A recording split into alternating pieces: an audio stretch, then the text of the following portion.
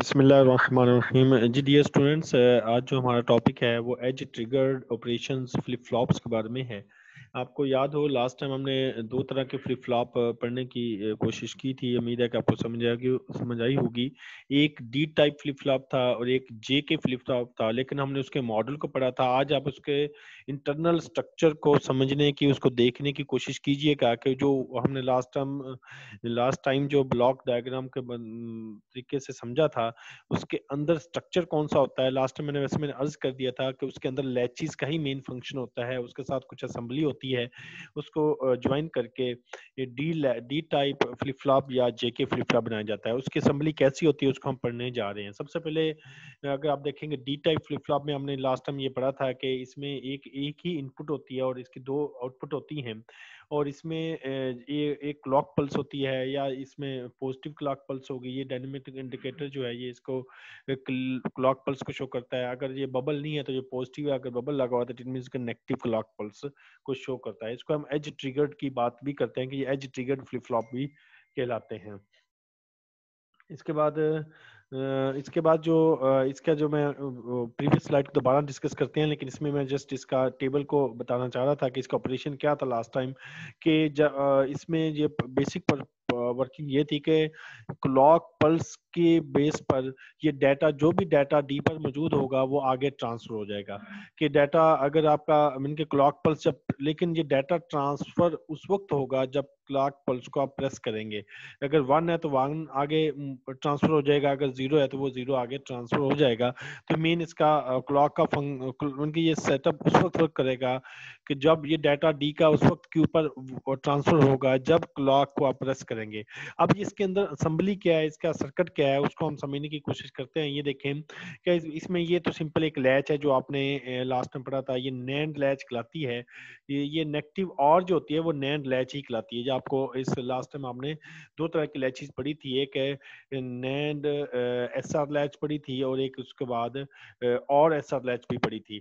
तो ये समझे कि ये आपकी एस है, ये आपकी और है। तो ये एस आर लैच की तरह ही इसमें प्रोसेस होगा। तो ये एक एस आर लैच है और इसके साथ एक ये गेट, दो गेट लगा दिए हैं, ये भी नैंड गेट हैं।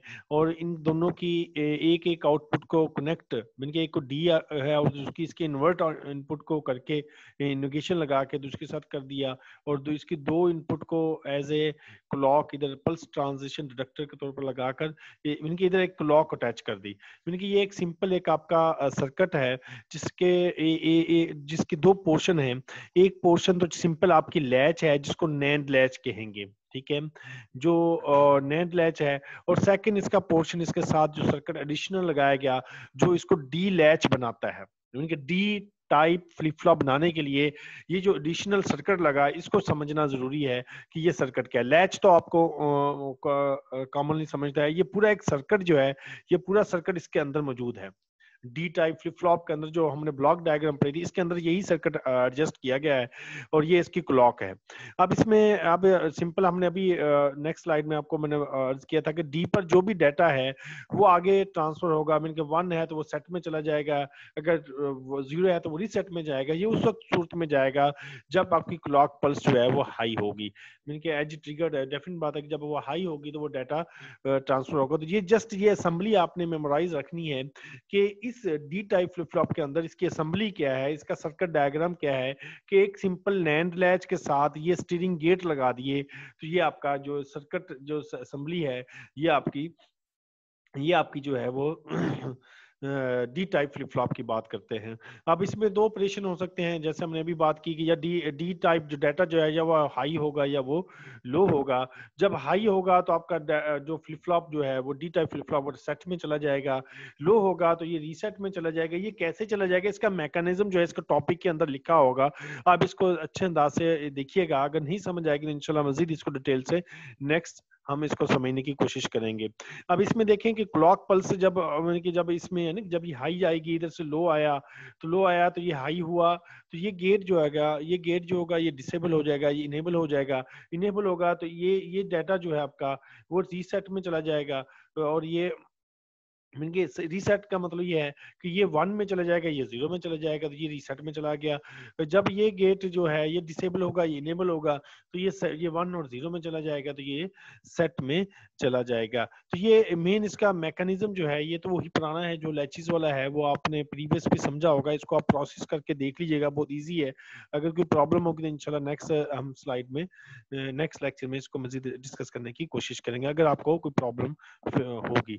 तो आगे इसका यही वो वाला ऑपरेशन जो हमने ब्लॉक डायग्राम क्लास से आपको बताया, ये आपको उम्मीद है कि आपको समझ आ गई होगी। ये तो ये सिंपल मेन इस टॉपिक की कॉन्फ़िगरेशन क्या थी, मेन इसका समझाना क्या था कि आप इसके इंटरनल स्ट्रक्चर को अंडरस्टैंड कर जाए कि डी टाइप लैच के अंदर, डी टाइप फ्लिप फ्लॉप के अंदर इंटरनल स्ट्रक्चर क्या है वो आपको समझ आ गई होगी। अगला हम जेके फ्लिप फ्लॉप की जब हम बात करते हैं कि जेके फ्लिप फ्लॉप, जो आपने लास्ट टाइम अगर याद हो कि ये जेके फ्लिप फ्लॉप का मॉडल सर्किट पड़ा था, इसका इंटरनल स्ट्रक्चर कैसे बना वो हम समझते हैं।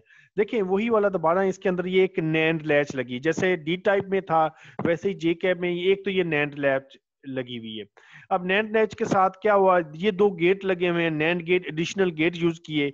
अब इसमें एडिशनल क्या किया कि इसकी आउटपुट को इस गेट की G1 के साथ अटैच कर दी, इसकी आउटपुट को इसकी G2 के साथ अटैच की, और इन दोनों की तीसरी इनपुट निकाली और उसके साथ क्लॉक अटैच कर दी। तो ये इसका मेन असेंबली है जेके फ्लिप फ्लॉप की। दोबारा समझ लें कि और इसकी दो आउटपुट जो है, एक इसको एक दो आउटपुट जो थी, जो हम उसको SR कहते थे, इसमें हम जे और के की बात करेंगे, जे के फ्लिप फ्लॉप की बात करेंगे। तो और ये वही आपका एस और आर ही लैच है, समझ लें। ठीक है, तो ये इसकी सिंपल सी असेंबली है। दोबारा समझ लें कि ये आपका नैंड गेट है और इसके साथ ये दो गेट हैं, ये इसका फीडबैक इधर से इसके साथ अटैच किया, इधर से इसका फीडबैक इसके साथ अटैच किया। तो ये जो असेंबली बनाई ये आपकी जो है, ये आपकी जेके फ्लिप फ्लॉप की है। ये वही असेंबली है जो इसके अंदर जो आपके जो ब्लॉक डायग्राम थी, ये जे है और ये आपका के है और ये आपकी आउटपुट है, इसके अंदर एडजस्ट है लगी हुई है। ये असेंबली ही, ये वाली असेंबली इसके अंदर एडजस्ट हुई बनी होती है, जिसको हम जेके फ्लिप फ्लॉप का नाम देते हैं। मेन इसके फंक्शन है डी टाइप फ्लिप फ्लॉप में अगर आप देखें कि उसकी दो ही स्टेट थी कि जब मतलब कि वो सेट में जाता है या रीसेट में जाता है, जबकि जे के फ्लिप फ्लॉप लुक लाइक ऐसा लैच है, इसमें मेमोरी स्टेट भी है, उसके बाद ये सेट में भी जाता है और रीसेट में भी जाता है, और उसकी एक एक्स्ट्रा स्टेट जो है उसको टॉगल स्टेट का नाम दिया गया है। जैसे इसमें देखें कि आप डिफरेंट क्लॉक पल्स पर ये वर्क कैसे करता है। जैसे फर्ज किया क्लॉक पल्स 1 आई, 1 क्लॉक पल्स पर क्या हुआ कि ये आपका हाई में गया, क्योंकि इधर जे अगर सपोज करते हैं कि ये 1 है, इधर 0 है, तो ये 1 और 0 है, तो ये हाई में जाएगा, ये आपका इनेबल डिसेबल हो जाएगा, ये आपका लो में जाएगा।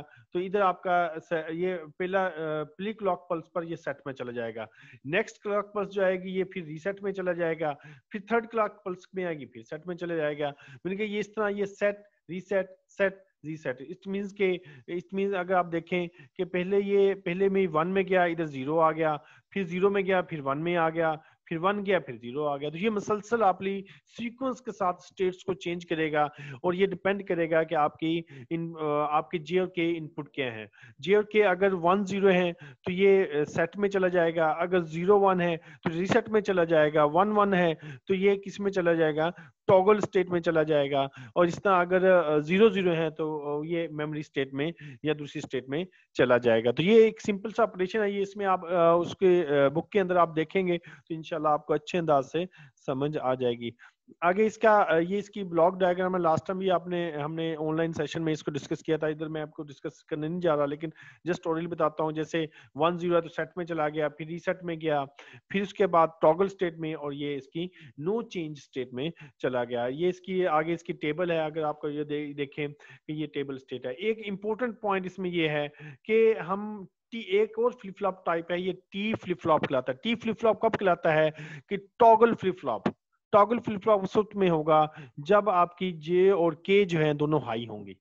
तो अब इसका नाम बाज का टॉगल फ्लिप फ्लॉप या टी फ्लिप फ्लॉप भी हम कह देते हैं। तो अगर पेपर में आ जाए कि टी फ्लिप फ्लॉप क्या होता है तो आपको समझ आनी चाहिए। इट मींस के इसकी जे और के दोनों है जेके फ्लिप फ्लॉप ही, लेकिन दोनों इनपुट इसकी हाई हैं, तो इस वजह से इसको हमने टॉगल फ्लिप फ्लॉप या टी फ्लिप फ्लॉप का नाम दे दिया। ये इस सिंपल सी प्रीवियस ही स्टोरी थी, लेकिन जस्ट मैंने इसका इंटरनल स्ट्रक्चर आपको समझाने की कोशिश की है। इसको आप देखिएगा, अगर नहीं समझ आए तो इंशाल्लाह अगेन इसको हम डिस्कस कर लेंगे आगे। नेक्स्ट इसका जो पॉइंट है वो a synchronous preset and clear input. अभी हमने, अगर आपको याद हो कि ये जो सर्किट हमने पीछे पढ़े हैं सिंक्रोनस था। सिंक्रोनस का मतलब ये हुआ कि एक ही क्लॉक पल्स पर स्टेट चेंज हो रही है, यानी कि आपको तीन स्टेट क्लॉक पल्स नहीं देनी पड़ी कि एक ही स्टेट पर, एक ही क्लॉक पल्स पर एक ही टाइम में इसका स्टेटस चेंज होता है, तो इसको हम सिंक्रोनस का बात करते हैं। अगर आपका सर्किट एक ही क्लॉक पल्स पर चेंज ना हो तो हम उसको कहते हैं कि ए सिंक्रोनस क्या सर्किट कहते हैं। इसमें दो तरह की इनपुट होती हैं, प्रीसेट और क्लियर। अब इसमें क्या होता है कि मोस्ट इंटीग्रेटेड सर्किट जिसमें फ्लिप फ्लॉप्स होते हैं also have asynchronous input. These inputs that affect the state of the flip flop independent of the clock. Mean कि ये किसी भी स्टेट को अफेक्ट कर सकता है, मीन कि क्लॉक पर डिपेंड नहीं करेगा। आप सेट या रीसेट से प्रीसेट और क्लियर इनपुट से आप किसी भी स्टेट पर जाकर आप फ्लिप फ्लॉप की स्टेट को चेंज कर सकते हैं क्लॉक के बगैर भी। They are normally labeled as preset और क्लियर, या दूसरा इसका नेम और होता है डायरेक्ट, SD भी लिखा जाता है और RD भी लिखा होता है। ये मैन्युफैक्चर पर डिपेंड करता है वो क्या यूज करता है नेम, कि वो प्री या क्लियर को यूज करता है या SD या RD को यूज करता है, ये डिपेंड करता है उसकी यूजेज पर। An active level on the preset input will set the flip flop, यानी कि अगर आपकी preset एक्टिव लेवल है, यानी हाई है, मैंने कहा अगर प्रीसेट हाई है तो फ्लिप फ्लॉप आपका रीसेट में सेट में जाएगा। सेट मीन उसकी क्यू इनपुट 1 होगी। अगर active level low on clear input is level, active level है, इट मीन हाई है, यानी कि अगर क्लियर हाई है तो वो रीसेट में चले जाएगा। अगर क्लियर हाई है तो रीसेट में, अगर प्रीसेट हाई है तो वो सेट में चला जाएगा। तो ये आपने याद रखना है कि फ्लिप फ्लॉप सेट में कब जाएगा, जब आपकी क्लियर प्रीसेट इनपुट एक्टिव होगी। और फ्लिप फ्लॉप जो है वो रीसेट में कब जाएगा, जब आपकी क्लियर इनपुट इधर प्रीसेट है इधर क्लियर है। जब क्लियर इनपुट हाई होगी तो रीसेट में जाएगा, जब क्लियर प्रीसेट इनपुट हाई होगी तो हम इसको कहेंगे ये सेट में जाएगा। अब इसकी ये एक एग्जांपल है आपकी, इस एग्जांपल की मदद से मैं समझाना चाहता हूं। ये आपका डी फ्लिप फ्लॉप है। अब डी फ्लिप फ्लॉप में ये देखें कि ये एक प्रीसेट और एक क्लियर इनपुट इसके साथ अटैच कर दी, पहले ये इनपुट नहीं अटैच थी। इट मींस कि इसकी मदद से आप डाटा एट एनी स्टेज आप चेंज कर सकेंगे, इस वजह से इसको ए सिंक्रोनस का नाम दिया गया।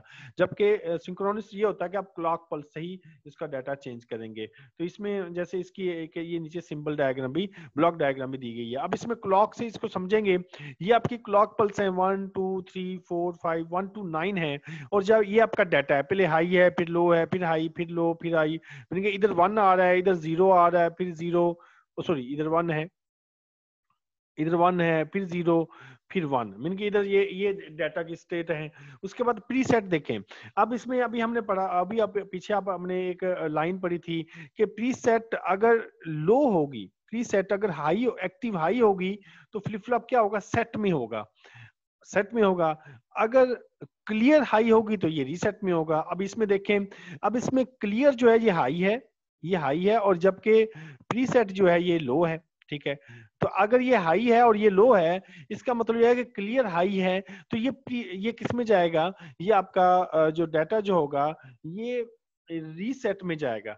अब रीसेट में डाटा जाने के लिए रीसेट में जाएगा तो मीन कि प्रीसेट मीन कि जो प्रीवियस इसकी स्टेट है उसको ही वो लेगा। तो इस लिहाज से इसका डाटा जो अगर आप देखें कि पहले इसका डी हाई था, मीन डी जो है इधर हाई था, तो जब इसका डी हाई है तो इसमें जब वो प्रीसेट में जाएगा तो ये आपका प्रीवियस जो स्टेज होगी उसको ही रीड करेगा, तो ये हाई ही शो करेगा। मीन के आपके डी वाली इनपुट को रीड नहीं करेगा, जस्ट वो इसको रीड करेगा कि आपका प्रीसेट क्या है, लो है, तो ये किस में चलेगा, रीसेट में चला जाएगा, मीन प्रीवियस स्टेट में चला गया।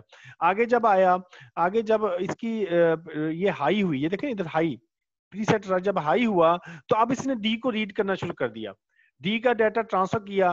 फर्स्ट क्लॉक पल्स इधर लो था तो वो लो में चला गया, हाई था तो हाई में चला गया, लो है तो लो में चला गया। मैंने उसको प्रोसेस करना चाह दिया, मैंने इसने डी को फॉलो किया। अब इसके बाद जब क्लियर की बात आई, जब क्लियर मैंने जब क्लियर इधर लो हुई और ये क्या हुआ, हाई हुआ, तो उसने क्या किया, उसको रीसेट में कर दिया। मैंने कि जब ये एक्टिव हुई तो इसके बाद उसने मैंने कि इसको हाई किया तो इसने इसको दोबारा प्रीवियस स्टेट मैंने कि क्लियर की स्टेट में ले गया। मैंने कि जब इसको ये लो हुई तो ये क्लियर में चला गया, जब ये लो हुई तो ये प्रीसेट में चला गया। Preset mean previous state, preset जो पहले की है, और क्लियर मीन उसने जो प्रीवियस डाटा था उसको क्लियर कर दिया। मैंने कहा हाई था तो उसको क्लियर करके 0 0 कर दिया। तो ये मेन इसका फंक्शन है, इसमें ये पॉइंट लिखे भी होंगे, तो उम्मीद है कि आपको इस चीज की कुछ ना कुछ समझ होगी। तो इसमें ये मेन ये फंक्शन है कि क्लियर और प्रीसेट जो है यूज करके आप किसी भी स्टेज में जाकर इसके डाटे को चेंज कर सकते हैं। तो इस वजह से इसको हम एसिंक्रोनस की बात की। जैसे इसमें लिखा during clock pulse 1 to 3 the preset is low keeping the flip flop set, मतलब कि फ्लिप फ्लॉप जो है वो सेट में ही रहेगा and the of the synchronous D input. अच्छा, for a clock pulse 4 to 6 to 7 the output follows the input clock pulse and because preset both high, दोनों high हैं तो वो अपने वो D को फॉलो करेंगे। जब 8 और 9 की बात की, क्लियर इनपुट जो लो है keep the flip flop reset, यानी कि लो हुआ तो आपकी जो फ्लिप फ्लॉप जो होगा वो रीसेट में चला जाएगा और वो सिंक्रोनिस वे से वो उसको फॉलो करेगा। तो ये इस थोड़ा सा इसको आप देख लीजिएगा, इसका लिटरेचर आपका बुक को रीड कीजिएगा, ये भी डाटा रीड कीजिएगा। अगर नहीं समझ आएगी तो नेक्स्ट लेक्चर में इसको अगेन समझने की कोशिश करेंगे। जज़ाकल्लाह खैर। अस्सलाम वालेकुम रहमतुल्लाहि व बरकातहू।